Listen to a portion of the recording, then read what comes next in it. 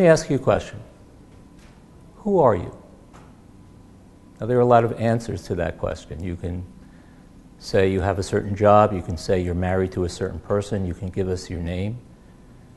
But for all of us, it's often a deeper question. What are my goals? What are my fears? What am I going to do today and tomorrow?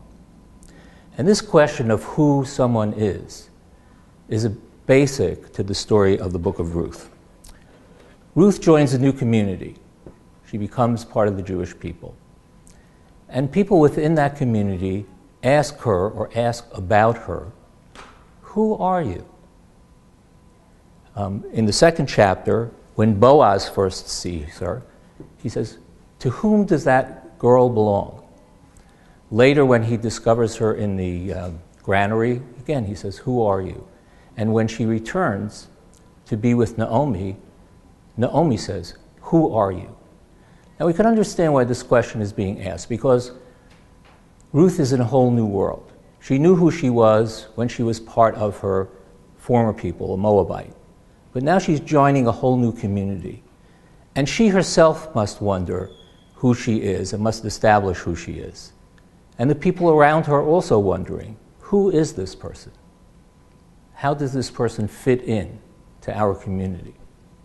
But there's an irony.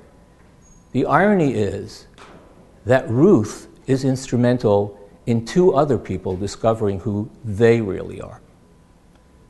When Naomi returns from the fields of Moab, she feels that she's lost her identity. She's not Naomi anymore. She's not a pleasant person. She's a bitter one. And Boaz is diminished because he has no wife. And both of these people discover or rediscover who they are because of Ruth. Ruth is the one who restores pleasantness to Naomi's life by marrying Boaz and giving Naomi a grandchild.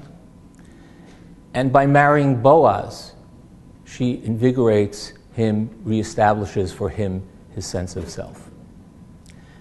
I mention this because when someone joins the Jewish people, someone converts and says, I am a Jew, often, I would say too often, people say in one way or another, who are you?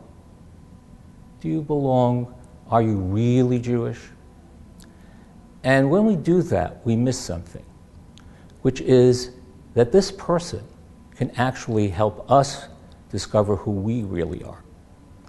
A person who has the courage to leave behind a different religion, a different way of life, and to join the Jewish people is a person who's willing to take on the challenge of growing and changing and discovering and rediscovering his or her identity.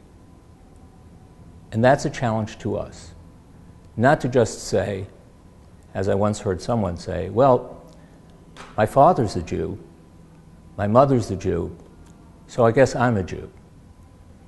What we want is to grow as Jews and as people. And we can learn that lesson and be inspired by those who choose to join us. And my hope for all of us is that on this Shavuot, when we accept once again the Torah, that we understand that the Torah is a Torat Chaim. It's a Torah of life. It's supposed to give us new life, new understanding, and really a new identity each and every day. Chag Sameach.